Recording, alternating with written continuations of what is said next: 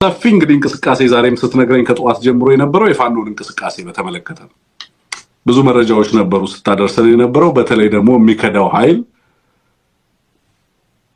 አሁን ላይ ዜና መሆኑ ቀርቷል። ግን በጣም መጠኑ ከዚህ በፊትም ከምንሰራው ከምናቀርበውም በላይ እየሆነ ነው የመጣው።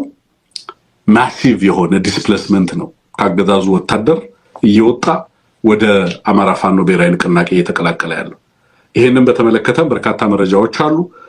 ጦርነቶችም እየተካሄዱ ነው ያሉት። አንድሞት በርካታ አካባቢዎች ላይ ዋና አዛዦችንም ጭምር እንደዚሁ በተለይ ከተሞች ውስጥ ፋኖ ገብቶ የሚሰራቸው ሰርጂካል ኦፕሬሽንስ በአይነትም በመጠንም በጣም ጨምረዋል። በርካታ አካባቢዎች ላይ አመራሩን ታርጌት ያደረገ ከዚህ ከአገዛዙ ተልዕኮ ተቀብለው በተለያዩ አካባቢዎች ላይ በተለይ በቅርቡ የወጣውን ክልከላ አለ ከምርጫ ጋር ተያይዞ የሚደረጉ እንቅስቃሴዎች ሁሉ ገደብ ተጥሎባቸዋል በአማራ ክልል።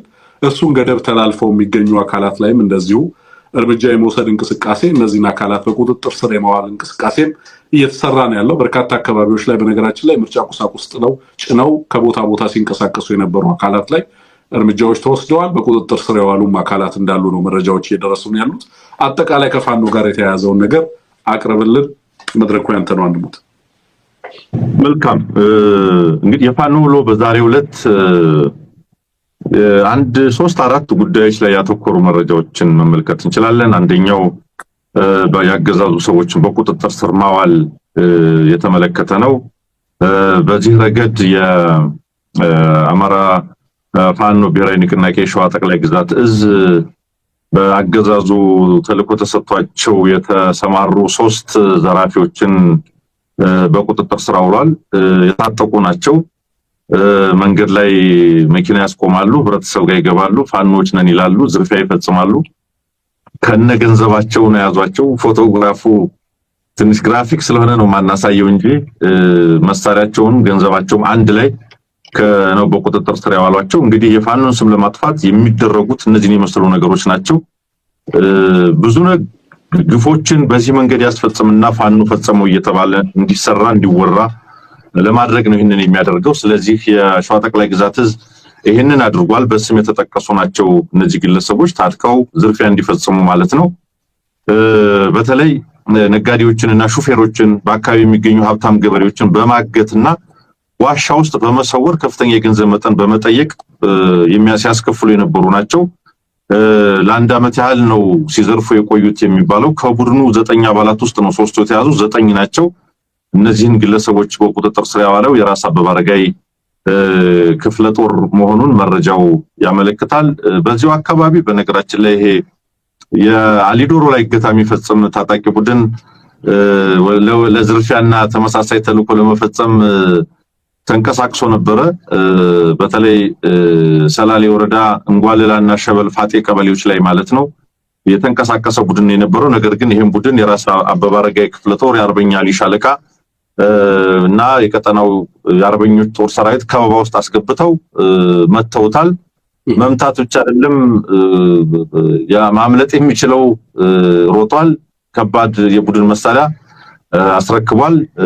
አዲስ ብሬን ነው አገዛዙ የተበረከተለት ነው የሚለው አዲስ ብሬን ወይ ታነሙት አሊዶሮ ላይ የአማራን ህዝብ እያገተ የአማራን ተጓዦች መንገድ ላይ ደም እያፈሰሰ ገንዘብ እየተቀበለ አገዛዙ ስምሪት የተሰጠው አካል በአማራ ልጆች እዛው ባለበት ቦታ ላይ ታድኖ ለፍርድ የሚቀርብበት ሁኔታ እየመጣ ነው እያልከኝ ያለው ማለት ነው። ላምብበው እሺ። ይህ በእንዲህ እንዳለ ነው የሚለው እንግዲህ 3ቱን ዘራፊዎች ከያዙ በኋላ ይህ በእንዲህ እንዳለ በዛሬው ዕለት በፍቼ ሰላሌ ወረዳ እንጓልላና ሸበል ፋጢ ቀበሌዎች ላይ የሥርዓቱ ሌላኛው ዘራፊ ቡድን የሆነው የኦህዴድ ብልጽግናው የጫካው ክንፍ በመሆን ከአገዛዙ ጋር ተናቦ እየሰራ የሚገኘው ራሱን ኦነግ ሸኔ ብሎ የሚጠራው ዘራፊ ቡድን እንደለመደው የጥፋት ዓላማውን አንግቦ ህፃናትና ሽማግሌዎችን ለመግደልና ዝርፊያ ለመፈጸም አቅዶ መጥቶ ነበር። ነገር ግን አናብስቶቹ የአፋብን ሸዋ ጠቅላይ ግዛት እዝ የራስ አበበ አረጋይ ክፍለ ጦር የአርበኛ አሊ ሻለቃና በቀጠና የሚገኘው የአርበኞች ጦር ሰራዊት ከበባ ውስጥ በማስገባት ሲቀጠቀጥ አርፍዷል። የተረፈው ምክር አውጪ ብሎ ሲፈረጥጥ ይዞት የመጣውን ከብልጽግና የተበረከተለትን አዲስ ብሬን ከነሸንሸሉ ከያዘው ተተኳሽ ጋር ለጀግኖቹ የራስ አበበ አረጋይ ክፍለ ጦር አስረክቦ ፈርጥጧል ነው የሚለው መረጃው። ስለዚህ ይሄ ቡድን በዛሬው ዕለት በፍቼ ሰላሌ ወረዳ እንጓለላና ሸበል ፋጤ ቀበሌዎች ላይ የሚንቀሳቀስ ነው። በነገር ላይ የሰሞኑን እጅ ሰጡ እያሉ ሲያስወሩ ነበር። እዛ አካባቢ ያሉትን ፋኖች ከየት ያመጡት ቁጥር እንደሆነ አይታወቅም። ወደ 645 ፋኖ እጅ ሰጠ ነው ብለው ሲያስቁን ነው የነበረው። 645 እያሉ ማለት ይሄ 645 ፋኖ እጃቸው ላይ ቢገባ ምን ሊያወሩ እንደሚችሉ እናውቃለን። ነገር ግን በአካባቢ ላይ እንደሚንቀሳቀስ ፋኖ እናውቃለን። በዚህ ቀጠና ላይ ማለት ነው፣ ደራን ጨምሮ ባለው ቀጠና ላይ ማለት ነው። ስለዚህ በዛ አካባቢ የሚንቀሳቀሰው ኃይል ላይ እርምጃ ወስዷል ነው። እገታ ሲፈጽም የነበር ኃይል ነው ይሄ ኃይል። አዎ ህፃናትና ሽማግሌዎችን ለመግደል ዝርፊያ ለመፈጸም አቅዶ የሚንቀሳቀስ ይሄ ኃይል ከደራ እስከ አሊዶሮ ደስ ሲለው እስከ ምዕራብ ሸዋ የሚንቀሳቀስ የሰላሌን የኦሮሞ አርሶ አደር የአማራ አርሶ አደር ከብት እየነዳ እያረደ የበላ የነሽመልስ ተቀላቢ ኃይል እነሱ ኃይል ሲያንሳቸው መንገድ ዝጋ አሊዶሮ ላይ ይሄንን ነፍጠኛ መልስልን አግትልን እያሉ የሚያሰማሩት ኃይል ማለት ነው። አዎ ያ ኃይል ነው ዛሬ በራስ አበበ አረጋይ ልጆች የተመታው ማለት ነው። ስለዚህ ስርዓትና ሰላምና መረጋጋትን ለመፍጠር ጥረት እየተደረገ ነው።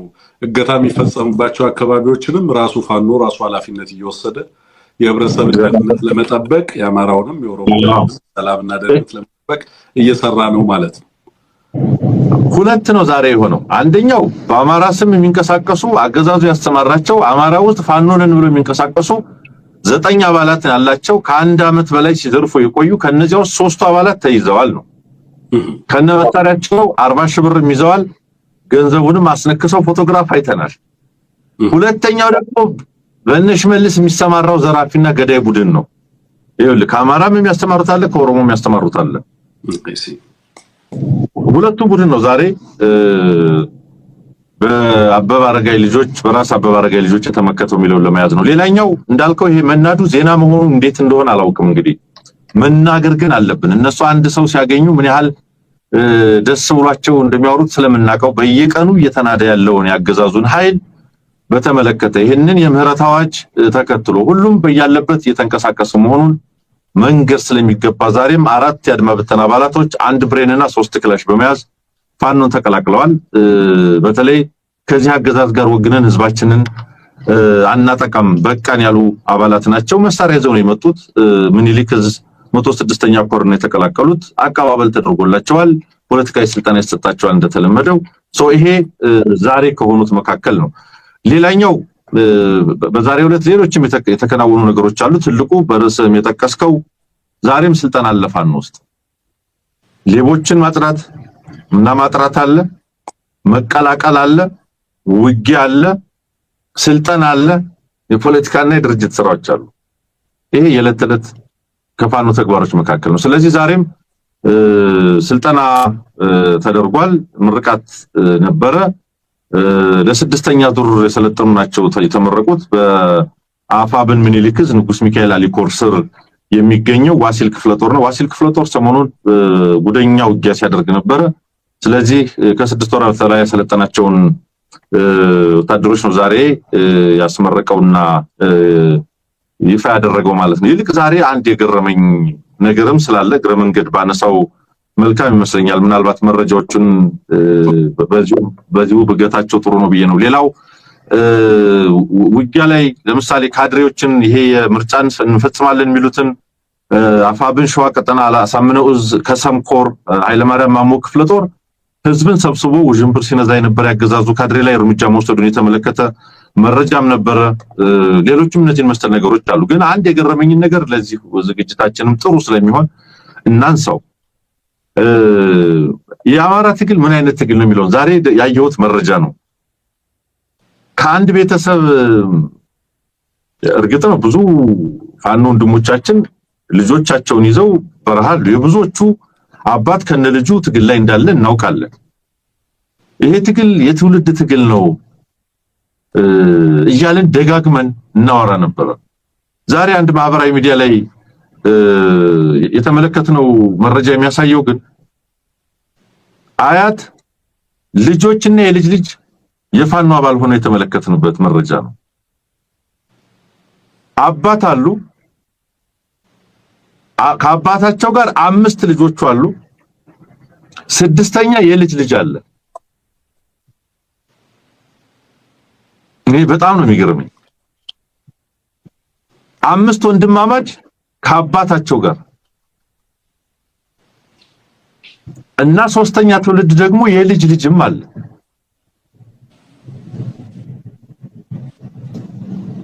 ይሄን በፋኖ ውስጥ የተመለከትናቸው ናቸው።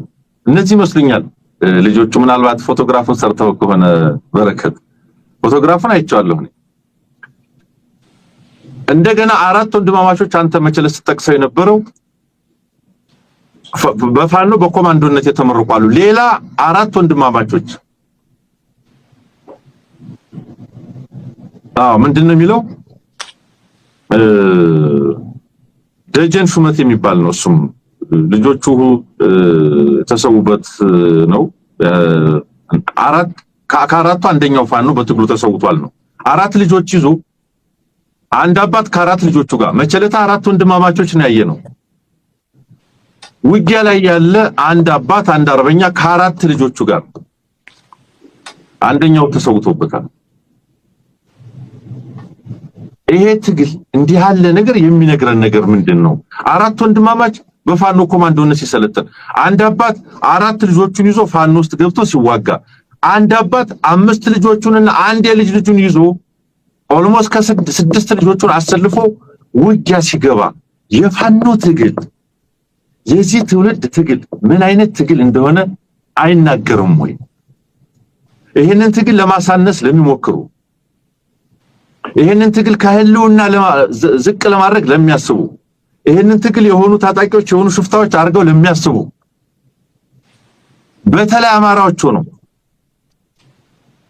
ይሄ ትግል ምን አይነት ትግል እንደሆነ ብዙ ነገር የሚናገር ነውና እንደው አንተም እዚህ ላይ ሐሳብ ብትሰጥበት ጥሩ ነው ለማለት ነው። ፋኖ ብሎ ዛሬ ይሄንን ነበር የሚመስለው ወንድም ማለት አንሙት።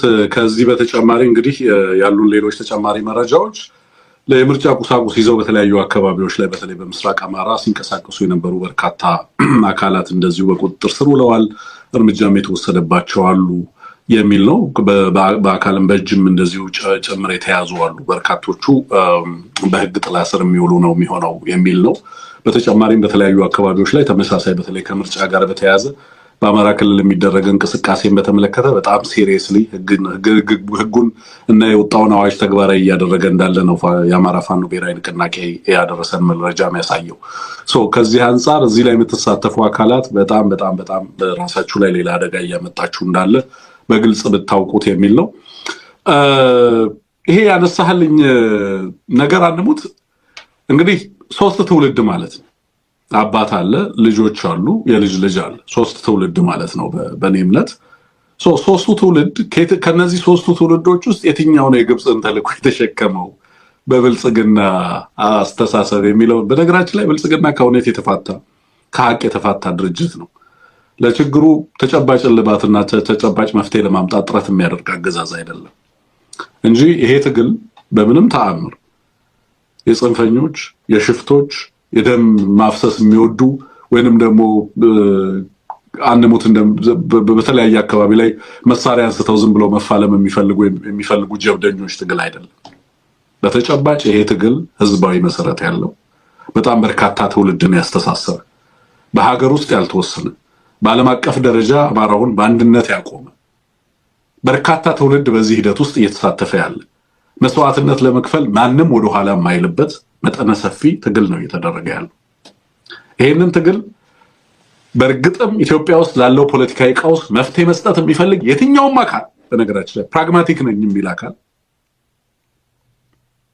አንተ አሁን ያነሳኸውን እውነት በመመልከት ብቻ ትግሉ የማን እንደሆነና በዚህ ትግል ውስጥ የሚሳተፈው አካል ማን እንደሆነ ለመገንዘብ ይቸገራል ብዬ አላምንም። ይሄንን ትግል ማንም እንዴትም አድርጎ ሊያስቆመው አይችልም እያልኩ ነው በተደጋጋሚ የምናገረው ከራሴ ከተጨባጭ ግምገማ በመነሳት በዚህ ትግል ውስጥ ያለው ህዝብ የበርካታ ትውልዶች ትግል ነው። አባቶች አሉ፣ አባት አርበኞች እና የአባቶች ጦር እኮ ይባላል አንሙት አይደለም። አባት አርበኞች ለብቻ ተደራጅተው ትግል ያደርጋሉ። ወጣቶች ስልጠና የሚወስዱ አሉ። በሰራዊት ውስጥ ይሰማሩ የነበሩ በተለያዩ ኃላፊነት ደረጃ በተለያየ ሙያ ቅድም ለምሳሌ ስታነሳልኝ የነበረው የዶክተሩንም ጉዳይ ልታነሳልኝ ትችላለህ። አንሙት የወርቅ ኒሻን ተሸላሚ የነበረ ዶክተር ነው አይደለም? ዛሬ ፋኖን ተቀላቅሎ ዌልካም ሲባል ነበር የነበረው። መጠነ ሰፊ ሕክምና ሙያ ልምድ ያለው ሰው ነው።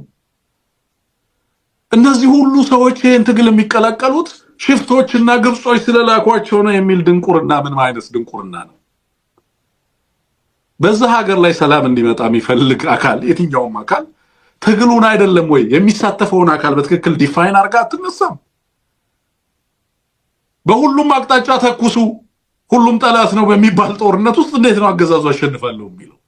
ቀደም የፍቃዱ ተሰማ ንግግር እንደ መግቢያ ተጠቅሜው ነበር። አንሙት ጨፌው ላይ የተጠየቀው ጥያቄ ነው። የኦሮሚያ ምክር ቤት ላይ የተጠየቀው ጥያቄ ነው። ወያኔን ማሸነፍ የቻለ ኃይል ይሉታል። እዛ በጨፌ ላይ የተነሳው ጥያቄ እንዴት እነዚህ የተሸመቀ የታጠቁ ኃይሎችን ማሸነፍ አቃታችሁ የሚል ጥያቄ ሲቀርብለት የሚሰጠውን ምላሽ ብንሰማ ደስ ይለኛል። ትርጉሙን ለአድማጭ ተመልካቾች ያቀርባለሁ። ምላሹን ላሰማ ምን እንደሚል ማለት ነው። አንሙት ቴክኒሻናችን አጫውቱ ምን እንደሚል። ሞኒ ጢፈና በርባደን ጅሩ ጋፊ ከሰንረት ቶክቶክ ከከናርጌት ጁንታ ጉያ ኩዳሸን ከሰት ሙአተኒ ዱጉማ ባውሻኔ ማሊፍ ደደብደን በእነሱ አነጋገር ጁንታውን በ15 ቀን እንግዲህ ጁንታው የሚሉት አይ ቲንክ የትግራይ ኃይል ይመስለኛል። እሱን በ15 ቀን አሸንፋችሁ እንዴት የታጠቁ ኃይሎችን አባው የኦነግ ሸኔንን ጨምሮ ሌሎች የታጠቁ ኢንሰርጀንቶችን በተለያየ አካባቢ ላይ ያሉትን እንዴት ማሸነፍ አቃታችሁ? እንዴት ይሄ ሁሉ ሰራዊት ይሄ ሁሉ ሚሊሻ ይሄ ሁሉ ኃይል አደራጅታችሁ እንዴት ውጤት ማምጣት አልቻላችሁም የሚል ጥያቄ ቀረበለት። በዚህ ጥያቄ ላይ የሚሰጠው ምላሽ አንሙት በጣም ነው የሚያስደነግጠው። ይሄ ጦርነት የኮንቬንሽናል አይነት ጦርነት አይደለም። ይሄ ጦርነት ባህሪው ይለያል። ስንቁን፣ ትጥቁን፣ መረጃውን ሁሉን ነገር የሚያገኘው ከህብረተሰብ ነው። ቀን ከህዝብ ጋር ይውላል። ማታ ደግሞ ራሱን ወደ ታጣቂነት ይቀይርና ጥቃት ይፈጽምብናል። ይሄንን በተናጠል ማጥፋት ማለት በፓሲፊክ ውስጥ አሳ እንደማደን ማለት ነው። ያለን ብቸኛ አማራጭ ፓሲፊኩን ውቅያኖሱን ማድረቅ ነው እያለ ነው ምላሽ የሚሰጠው። ውቅያኖሱን ካላደረቅነው በስተቀር አሳውን በተናጠል ማደን አንችልም ይላል። ይሄ ምን ማለት ነው? አንሙት ነው እንስማው እስከ መጨረሻ እናስጨርሰው። ሁመ ደደብደኒትሞ ሁነዋን እንቀባንፈው ማለኒ ከንጀዱት ከኤጅራቻ ኮንቬንሽናል ዋር ከንታይፊ ሪፔሎላ ከንጀድሙ ኩን ገራገሩማ መታሰል እንደይቃቡ ኮንቬንሽናል ዋር ከንታኤ ሜሻ ጉርዳ ቀበቴ ብርጌድ ማል ኢጃራሜ ፉለ ዱረት ከኖራ ነቹ አመል ካበረተ ቱር ከነቱር ሰራዊቲ ደንጀቻ ራራያ ከሪፔሎላ ከሲሚት አመልሳ ሎጂስቲኪ ኡመተ ከሳ አርገታ ጉያ ሲቪሊታ ኡመተ ጅኖላ ወልተጂ ሲንገጌሰን ከኛ ስብሰባ ስናካሄድ በስብሰባ ውስጥ ከኛ ጋር ይገኛል። እሺ ሰይኖሉ ወደ ፈነው ነርገታ ነመዱበቱ ላላ ገልገለ ዴሜኑ ተርካፊ ሱከኒስ መረጃ ያገኛል። ስብሰባ ላይ ማን እንደሚናገር ያያል። ማታ ላይ መጥቶ እርምጃ ይወስድብናል ነው የሚለው። ይሄንን በተናጠል ማደን አንችልም። ያለው አማራጭ ህብረተሰቡን ወይንም ባህሩን ማድረቅ ካልሆነ በስተቀር አሳውን በተናጠል ማደን አንችልም እያለ ሲናገር ተሰማዋል ማለት ነው። እነዚህ ሰዎች ባህሩን ማድረቅ ነው እንደ ካውንተር ኢንሰርጀንሲ ስትራቴጂ ተደርጎ እየተጠቀሙ ያሉት። አሁን ቅድም እንዳልከው በአማራ ትግል ውስጥ ያለው ባህር ነው ማለት ነው። የሶስት ትውልድ ሁኔታ ነው የምታነሳልኝ። አንሙት አባት አለ፣ ልጆቹ አሉ፣ የልጅ ልጁ አለ እያልከኝ ነው ያለው። ባህር ነው ማለት ነው። ህዝብ ነው ማለት ነው እየታገለ ያለው። በዚህ ትግል ውስጥ ያለው ህዝብ ነው ማለት ነው። በዚህ ትግል ውስጥ ያለውን ህዝብ ሁሉ በጠላትነት ፈርጀ ባህሩን ማድረቅ አለብን የሚል ፖሊሲና አቅጣጫ ነው እያስቀመጠ ያለው የግለሰብ ዘጉጭ ብሎ ማለት ነው። እንዴት እንደሚረዱት ተመልከት። ግን አንተ እንዳልከው የነዚህ ሰዎች የአባቴ ልጅ ከአንድ ቤተሰብ ውስጥ 5 ልጆች በኮማንዶነት ሰልጥነው ሲመረቁ በቀደም ስንመለከት ነበር አይደለም የነበረው? 5 ወንድማማቾች እነ አርበኛ መሳፍንት እኮ ከልጆቻቸው ጋር እነ ደረጀ ልጆቻቸው ጋር ነው እኮ ትግል የሚያደርጉት። አንሙት እነው ባንተ ሲሰው ልጆቻቸው እኮ ናቸው ጦሩን መምራት የጀመሩት። ማለት ምን ያህል የትውልድ ቅብብሎሽ እንዳለ ህዝብ ከቤቱ ሆ ብሎ እንደወጣ በዚህ ትግል ውስጥ እንዳለ ትመለከታለህ ማለት ነው። የምትሰጣቸው ፍረጃዎች እነዚህን የላኳቸው ግብጾች ናቸው የሚሉ መረጃዎች የትኛው አርሶ አደሩን ነው የላኩት? ሶስተኛውን ትውልድ ነው የላኩት ወይስ ወጣቱን ነው የላኩት? የአማራ ህዝብ የግብጾችን አጀንዳ ሊሸከም የሚችልበት ምንም ያስተሳስረው መንገድ አለ? ድንበር ነው የሚጋራው? አጀንዳ ነው የሚጋራው? ሀብትና ሪሶርስ ነው የሚጋራው ከግብጾች ጋር? ምንድነው የሚጋራው?